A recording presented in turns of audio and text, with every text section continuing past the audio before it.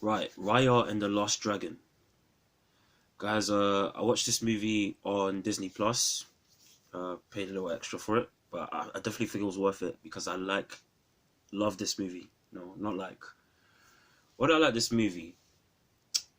Couple reasons that I'll break down. First and foremost, I love this world.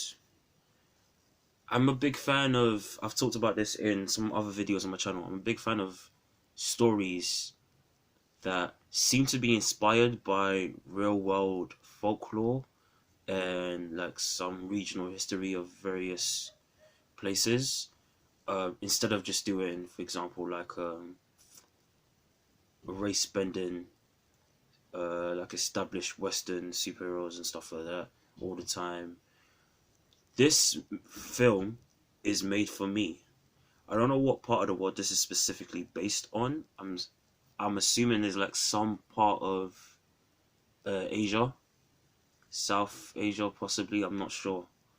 Um, but I will say that I'm excited to learn more about the influences that inspired this movie and the folklore that went behind it because that's what I love. I love like learning more about different world mythologies. I love Greek mythology. I love learning about like African mythology. And this world felt lived in. It felt it didn't feel like it was just a cheap gimmick for the sake of the story. There was an established history that they established at the start, and then once you go on through the film and you see like the different parts of this land that used to be something else entirely before conflict arose, you start to think about how much went into this project just to do the different styles that went in different regions, what the look of people, the kind of weapons they had. Boy, the weapons fire. That's another thing that I like about this movie. The action. I love the action in this film. The main character, Raya, I love her look at the hat. If you've seen like imagery online, you can probably find out for yourself. The hat she has, I love that look. That gives me that kind of lone warrior type thing. It's my kind of shizzle. And she has like I don't even want to spoil it. She has a weapon that I'm a big fan of. I just put it that way. And she's not the only one. There's other people in this movie, like fierce warriors. I like it. It's a woman in this movie. Her character's called Namari. Oh, please let me get that right. I'm a big fan of her too, as well as Raya. And I was thinking about it just now, and I think part of the reason why I like this film, something I dismissed was the theme of trust and like collaboration amongst people instead of fighting amongst like different tribes and all that stuff. Trust, right? I thought it was just trying to be like a cheesy Disney thing at first when it was being reinforced in the movie. But now that I think about it, something happens in the third act, not necessarily because the antagonist or the bad person like instigates a big event. Actually, it's because of something that was just a misunderstanding in the moment, and it escalated quickly into something else in the third act. And that was a perfect example of what happens when you don't try to build that bridge with people. And obviously, you've seen this before, and like for example, that scene in Black Panther when he's at the UN. Uh, there's other pop culture movies that have been inspired by folklore and mythologies and real world history around the world, but they use that to try and talk about community and all that stuff.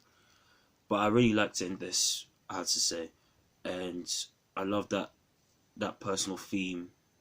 Like tribes can fight forever. Eventually, like people get tired. People don't stay young and fiery forever. You have to like at some point you have to go home after the war and sleep. You see what I'm saying? And I like that theme of trust that I didn't really think about hard enough. But now that watching the film, but now that I think about it, I actually think it was a sneaky one. The writing. See what you did. What else did I like about this film? I think I mentioned it. I think I mentioned everything I like. Raya, Namari, another character in this movie. Um, it was the right amount of Disney goofiness, and I can tell that some people probably wouldn't like this film because obviously at the end of the day, a Disney movie is meant to have a certain kind of spunk to it.